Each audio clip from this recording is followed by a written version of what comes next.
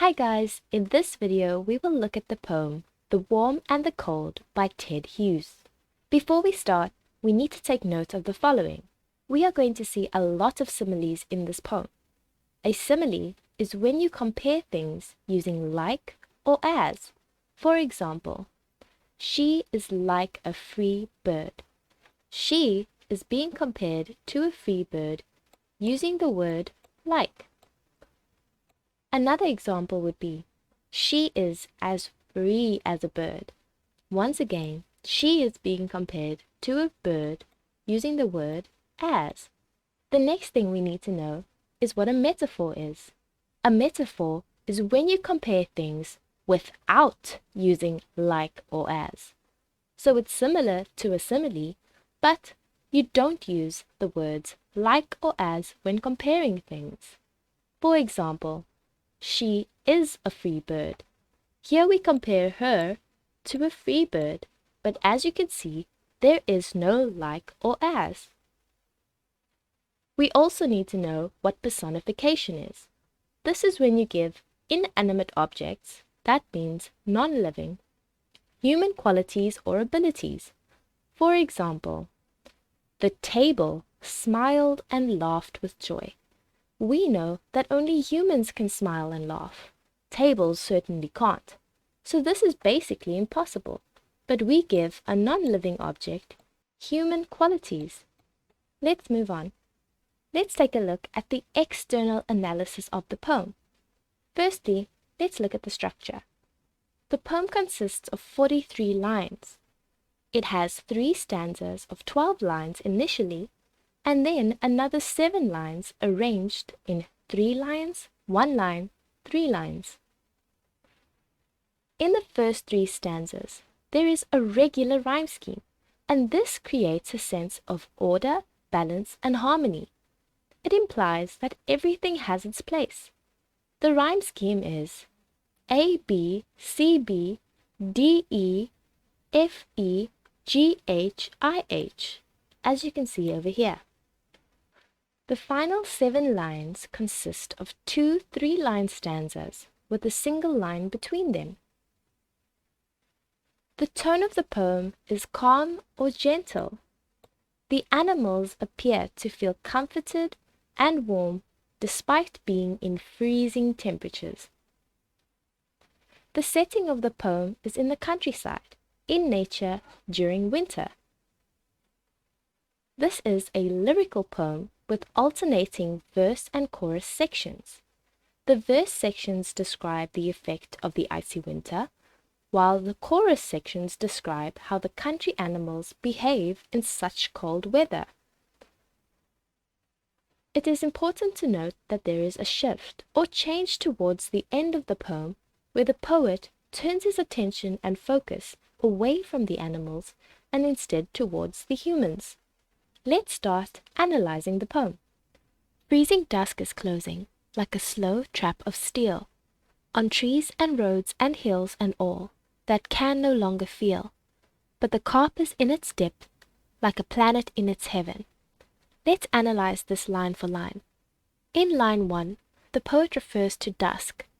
Dusk is the period of the day after the sun sets. So we know that the poem is taking place in the winter, because it gets cold after the sun sets. The poet describes dusk as closing, just like a steel trap. This implies that it is becoming evening and that darkness is beginning to cover the earth. This comparison is effective because steel is a gray, cool color and is often cold when you touch it. And the trap is something dangerous, just like the cold weather could be dangerous. If the animals were caught in the trap of the cold, they would die. These 2 lines are an example of a simile, because the poet is comparing freezing dusk to a slow trap of steel, using the word like. And we know that a simile is a comparison using the words like or as. Let's look at line 3. On trees and roads and hills and all that can no longer feel. Line 3 basically gives us imagery of nature, of the outdoors. We imagine a landscape filled with trees and roads and hills. The poet describes the scenery as not being able to feel. We all know that trees, roads, and hills are not human beings, so they can't feel, they don't have senses. So this is an example of personification, because we give inanimate objects human abilities or qualities. Freezing dusk is so cold that feeling is numb. Let's carry on. But the carp is in its depth, like a planet in its heaven. A carp is a freshwater fish, and is usually found in deep waters, which means that it likes to be deep within the water, right at the bottom. And this is normally where you'll find them, because this is where it belongs. Just like a planet belongs in space. So another way of saying space is to say heaven.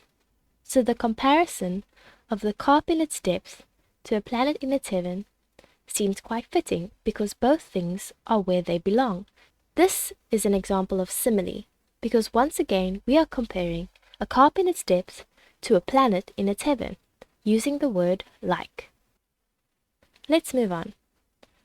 And the badger is in its bedding like a loaf in the oven, and the butterfly in its mummy like a vial in its case, and the owl in its feathers like a doll in its lace.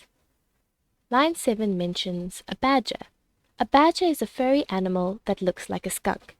Here is a picture to show you what a badger looks like. They cover themselves with grass and leaves in order to keep warm, just like a loaf in the oven.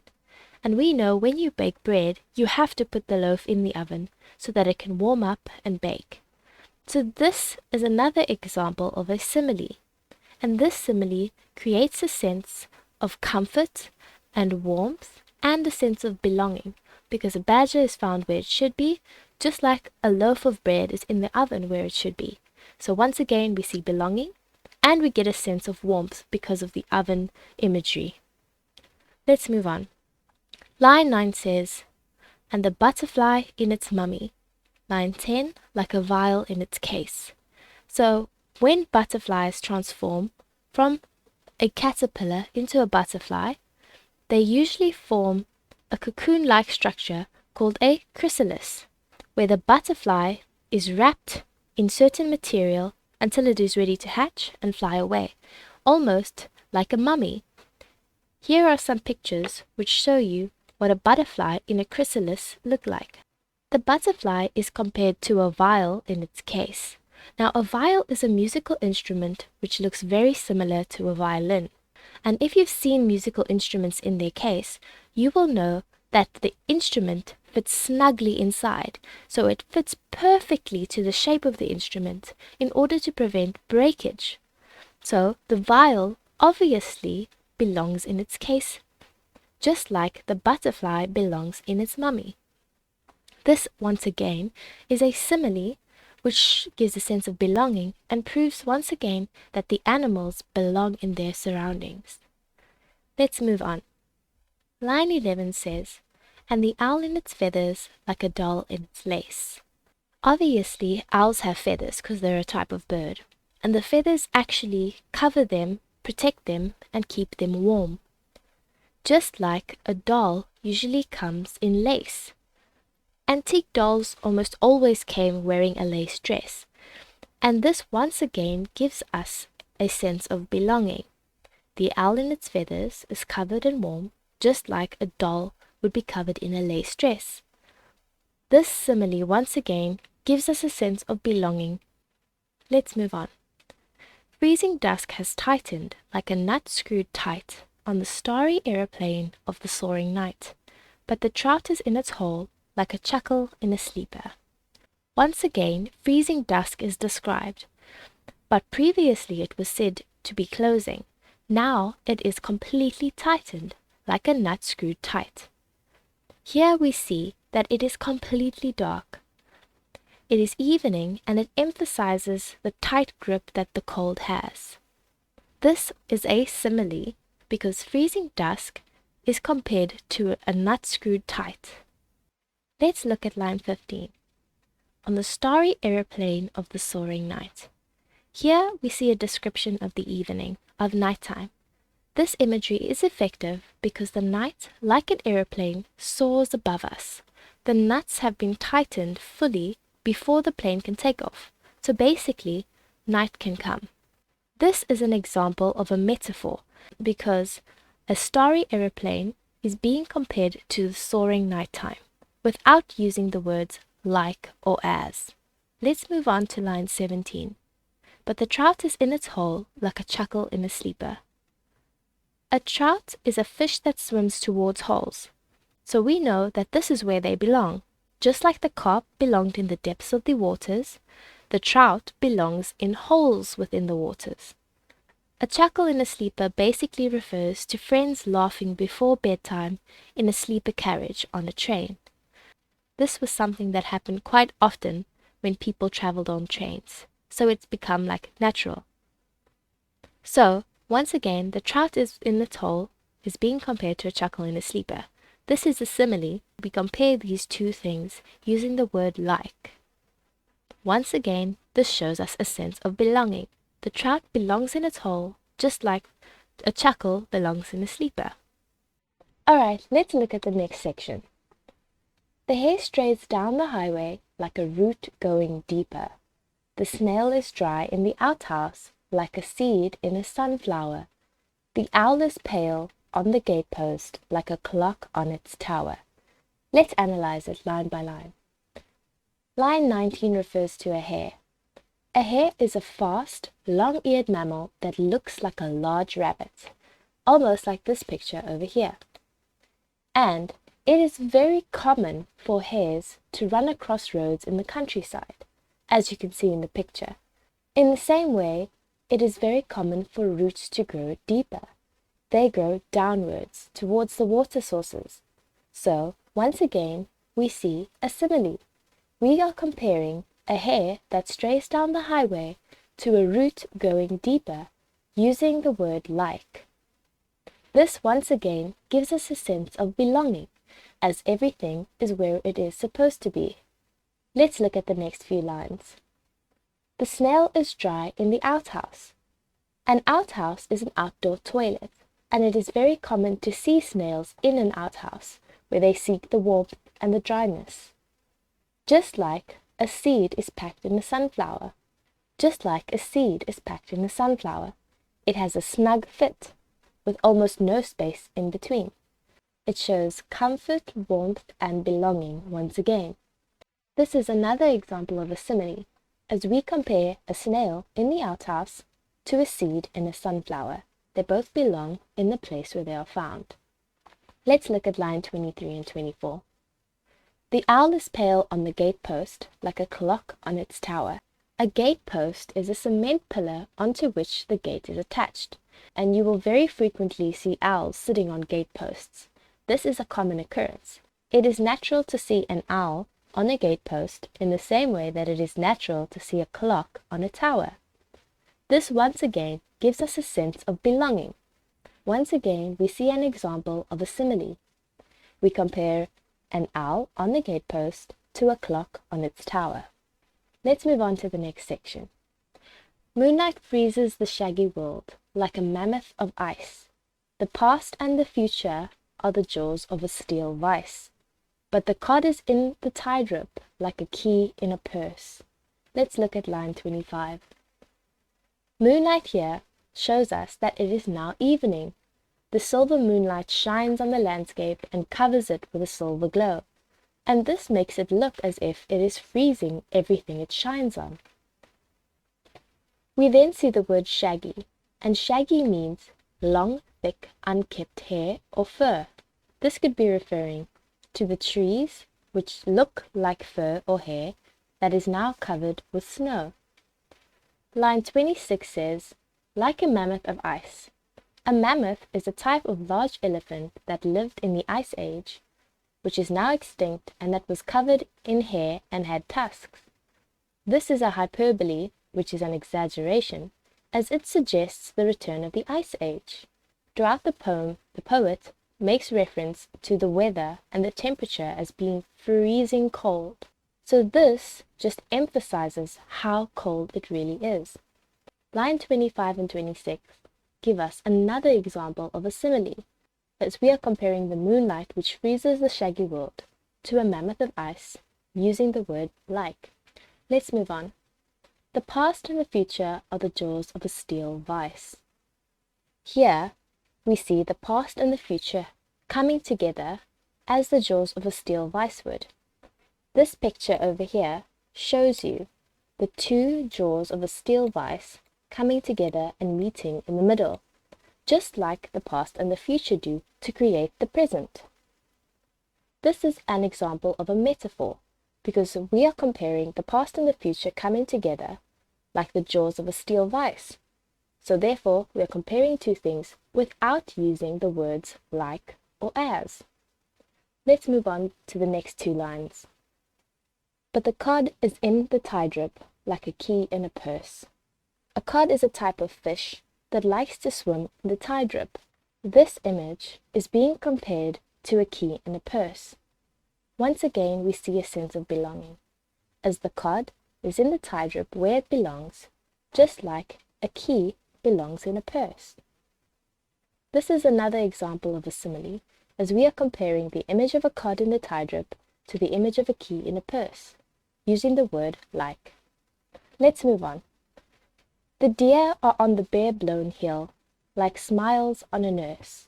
The flies are behind the plaster, like the lost score of a jig. Sparrows are in the ivy clump, like money in a pig. Let's look at line 31. Here the poet mentions bare-blown, and this can be an example of alliteration, as both start with the b sound. Bare-blown refers to the trees that tend to lose their leaves in autumn and are bare in the winter. It is easy to spot the deer because they cannot hide behind bare trees, as there are no leaves to cover them. The image of deer on the bare-blown hill is being compared to smiles on a nurse. This gives us a sense of belonging, because a nurse that smiles is a pleasant experience. You often feel comforted by it. This is another example of a simile, as we are comparing the picture of a deer on the bare-blown hill to that of a smile on a nurse. Let's move on to line 33 and 34. The flies are behind the plaster, like a lost score of a jig. This refers to it being difficult to find an annoying fly buzzing around. It sounds like they are stuck behind the plaster of a wall and can't be seen. And this imagery of flies being behind the plaster is compared to the imagery of the lost score of a jig. The lost score of a jig is the beat of a lively song. This is another example of simile, as flies behind plaster are compared to the lost score of a jig using the word like. Let's move on to the next two lines. Sparrows are in the ivy clump like money in a pig. Sparrows are very often found in ivy clumps, as you can see in this picture over here. It is very common to see them there, in the same way that it is very common to put money in a pig, and pig in this sense refers to a piggy bank, as you can see over here. This once again gives us a sense of belonging. The sparrows belong in the ivy clumps, in the same way that money belongs in a pig. Here's another example of a simile, as we compare these two images to one another using the word like. Let's look at the last few sections of the poem. Such a frost, the flimsy moon has lost her wits. A star falls. The sweating farmers turn in their sleep like oxen on spits. Line 37 once again mentions the cold, freezing temperatures by using the word frost. Line 38 describes the moon as being flimsy, and flimsy basically means that it can be easily damaged. We get the sense that the moon has become flimsy because of the freezing cold.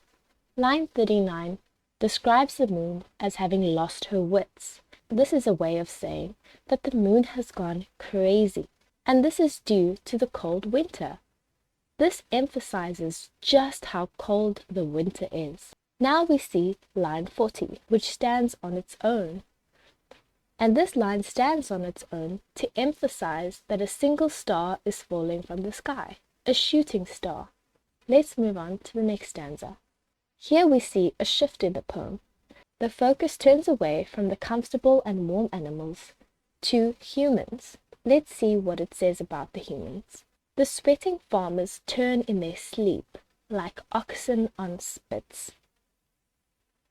The reason the farmers are turning in their sleep is because they could be worrying about the cattle or the crops, and they feel powerless and they are unable to help them because of the freezing temperatures. The image of them turning like oxen on spits is unpleasant. There is a definite contrast between the imagery of the animals, who are described as being comfortable and warm, to the imagery of the farmers, who seem to be unpeaceful and disturbing. This is another example of a simile, because we are comparing the sweating farmers who turn in their sleep to oxen on spits, using the word like. Let's take a look at some of the figurative language found in the poem. Freezing dust is compared firstly to a slow trap of steel, then it is compared to a nut screwed tight, and then it is compared to a mammoth of ice. The landscape is personified. Trees and hills and roads and all, we give them the human ability to feel. The moon is also personified because of how cold it is. We describe the moon as having lost her wits. Most of the similes in this poem apply to the animals. The images of the animals are created by the similes, and these similes all give us a sense of comfort, warmth, and belonging. This poem also makes use of contrasts. It contrasts the cold weather and the warm animals. Let's take a look at the internal analysis of the poem. Each stanza begins with a description of freezing dusk, so this is the cold, and it is followed by a description of how the various animals are dealing with the weather. They are comfortable and warm. There is our contrast, cold weather versus warm animals. We know that this poem takes place in the winter, and we know that winter brings harsh weather. It is extremely cold. The animals are not affected by the cold because they remain safe and warm in their homes or habitats. The creatures have adapted themselves to fight against the bitter cold. They naturally are comfortable and warm in their environment. The cold does not affect them at all. Each type of animal, whether it be fish, beast, or bird, they are well adapted to the conditions. Even the softest, most gentle animals can survive the winter's cold. The poem describes how nature adapts easily to the harsh, cold weather, and it shows how man suffers in it. It hints that man does not actually belong in nature because he can't adapt like the animals. There are 8 lines about creatures. This is twice as many, and this may suggest that the warmth is stronger than the cold and that warmth wins. Thank you guys for watching this video. If it helped you, please like and subscribe.